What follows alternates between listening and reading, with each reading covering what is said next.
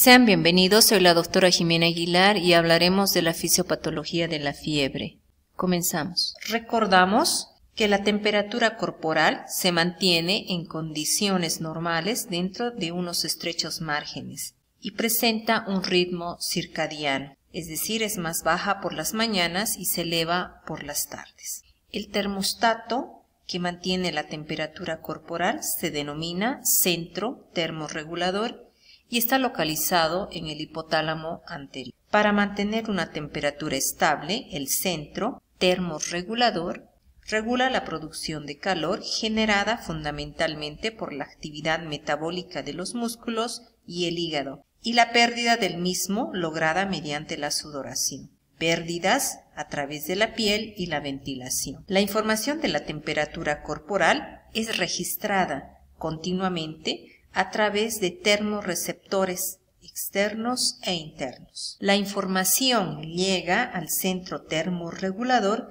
que en función de estos estímulos pone en marcha mecanismos de generación o pérdida de calor. Denominamos fiebre al incremento de la temperatura corporal directamente condicionada por la activación del centro termorregulador. Las sustancias que pueden actuar sobre el centro termorregulador generando fiebre se denominan pirógenos, que pueden ser exógenos y endógenos. Los pirógenos exógenos tienen la capacidad de estimular directamente al centro termorregulador. Entre las más conocidas son las endotoxinas, producidas por las bacterias gram negativas y en menor medida por las bacterias gram positivas, y los pirógenos endógenos, que son producidas por células del propio organismo. Entre las células con mayor capacidad de generar citocinas se encuentran los polimorfos nucleares, los monocitos,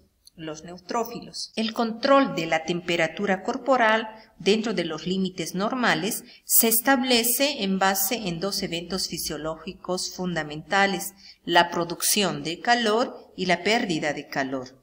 Cualquier factor que interfiera en estos dos elementos modifica la temperatura corporal normal. Asociados a estos dos puntos fundamentales y como parte de un complejo y preciso mecanismo de regulación se encuentran diversas estructuras anatómicas y sustancias orgánicas de muy diversa índole, como son los receptores para frío y calor, las glándulas sudoríparas, el hipotálamo anterior y posterior, los vasos sanguíneos, la serotonina, bradiquinina, norepinefrina, calcio y prostaglandinas, solo para nombrar algunas. La fiebre no es sinónimo de infección, ya que muchas otras patologías acompañan el cuadro clínico de este sitio. De tal manera identificamos causas no infecciosas y causas infecciosas, entre estas de naturaleza bacteriana, viral, micótica o parasitaria, y de causas no infecciosas como las lesiones del sistema nervioso central, feocromocitomas, tirotoxicosis, enfermedad de Addison, ictiosis, linfomas y enfermedad colágeno vascular. El punto común en el que convergen las diferentes etiologías infecciosas y no infecciosas es la producción de una proteína aniónica pequeña denominada pirógeno endógeno. La producción del pirógeno endógeno es estimulado por diferentes microorganismos, complejos antígeno-anticuerpo, drogas, polinucleótidos, exotoxinas, hormonas y otros.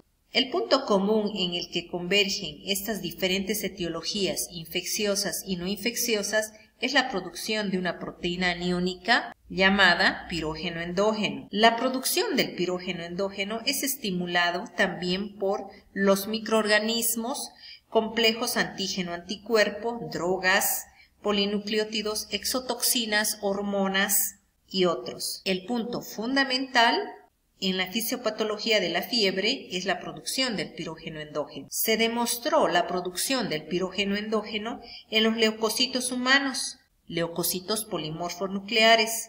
También se identificó en los monocitos y eosinófilos. El estímulo principal para la producción del pirógeno endógeno por las células fagocíticas circulantes o tisulares es la fagocitosis de microorganismos o sustancias de diversa estructura, como las indicadas anteriormente. Se tiene suficiente evidencia en relación a la incapacidad de los linfocitos humanos para la producción del pirógeno endógeno. Sin embargo, se han establecido y se han demostrado que los linfocitos previamente sensibilizados reaccionan con antígenos y liberan una linfoquina que estimula la producción del pirógeno endógeno en los neutrófilos y macrófagos de animales no sensibilizados. Si se administra pirógeno exógeno, hay un intervalo de tiempo antes del inicio de la fiebre. Responde al tiempo transcurrido entre la fagocitosis, estimulación y síntesis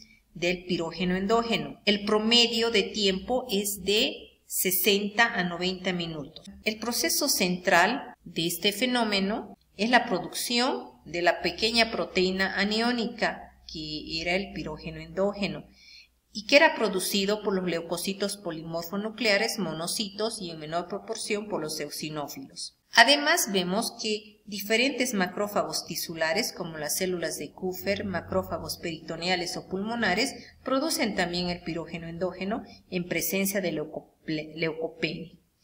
Los linfocitos no producen esta proteína, pero a través de las linfocinas estimulan la producción en las células fagocíticas. La proteína, a partir del estímulo de la fagocitosis, tarda alrededor de 60 a 90 minutos para ser liberada en la sangre. Ya en la circulación, su acción la ejerce a nivel del hipotálamo anterior, en donde aumenta la producción de prostaglandinas, monaminas y AMP cíclico.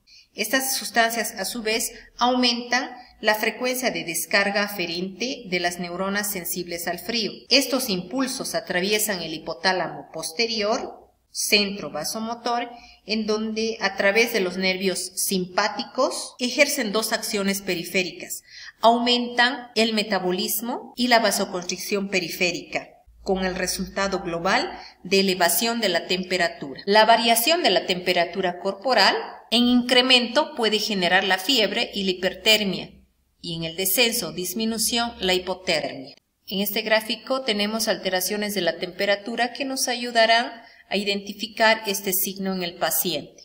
Es importante diferenciar el concepto de fiebre con el de hipertermia, ya que en la hipertermia existe una elevación de la temperatura, pero que no es mediada por la termorregulación hipotalámica. De esta manera, la diferencia la podremos establecer a través de una minuciosa historia clínica, los antecedentes de exposición previa a calor ambiental excesivo, actividad física muy intensa, fracaso de antipiréticos, y no solamente en los registros térmicos o su patrón. Cuando existe una temperatura corporal central menor a 35 grados centígrados, hablaremos de hipotermia, la cual puede ser causada por exposición a ambientes con temperaturas ambientales muy bajas, así como a condiciones patológicas, como en el caso del shock, sepsis, mixedema, o drogas, alcohol, anestésicos, psicofármacos. Definimos al síndrome febril como el conjunto de síntomas y signos que acompañan una elevación de la temperatura corporal.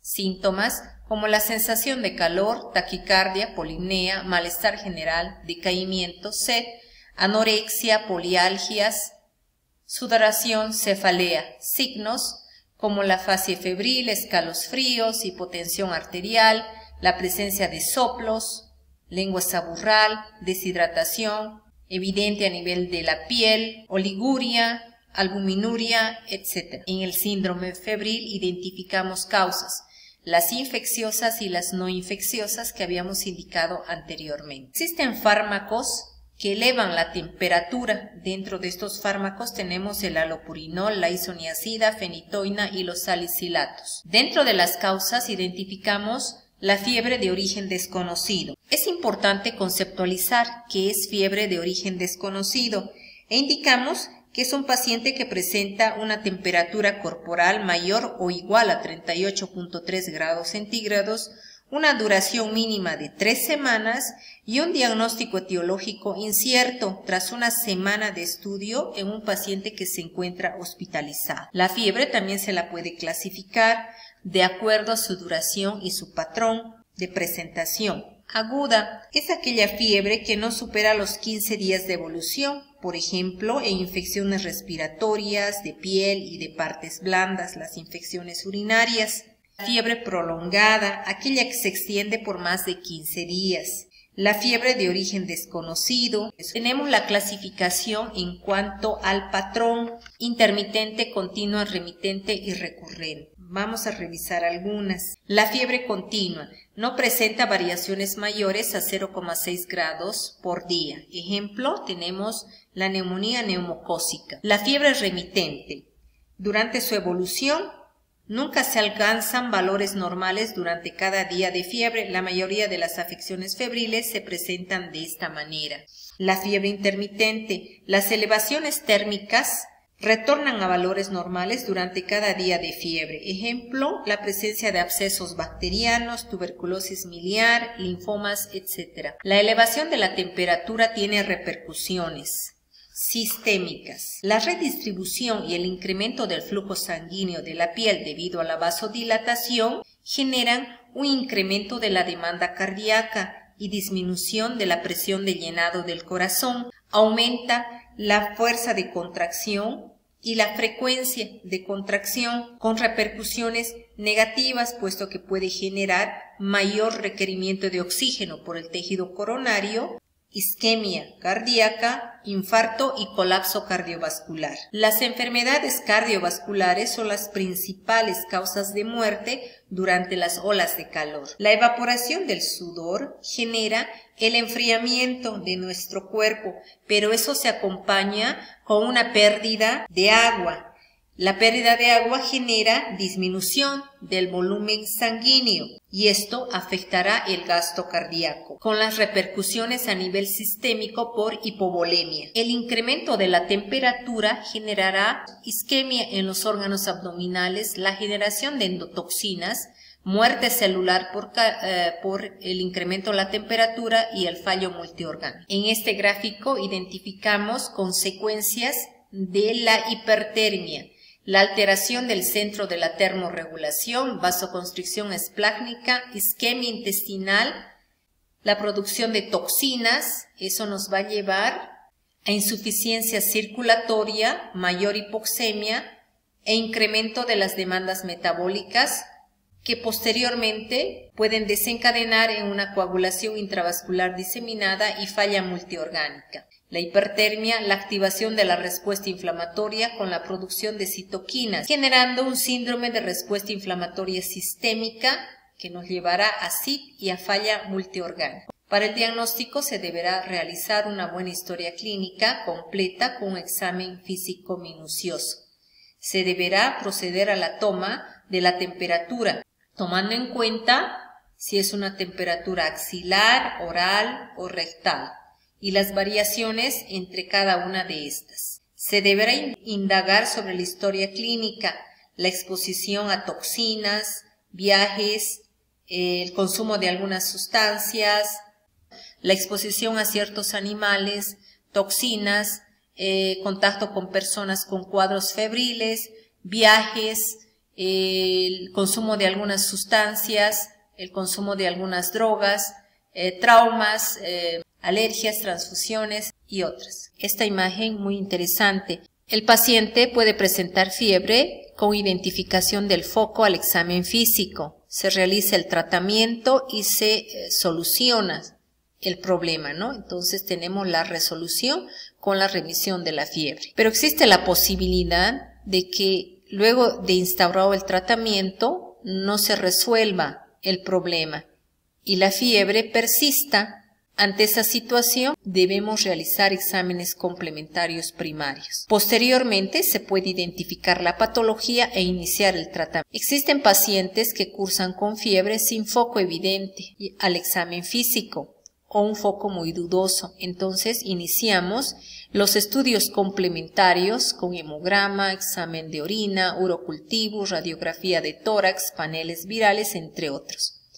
Ante esta situación, podemos identificar la patología e iniciamos tratamiento, pero es posible que no lo logremos, entonces entramos en una segunda etapa con estudios complementarios de mayor especialidad. Hasta luego.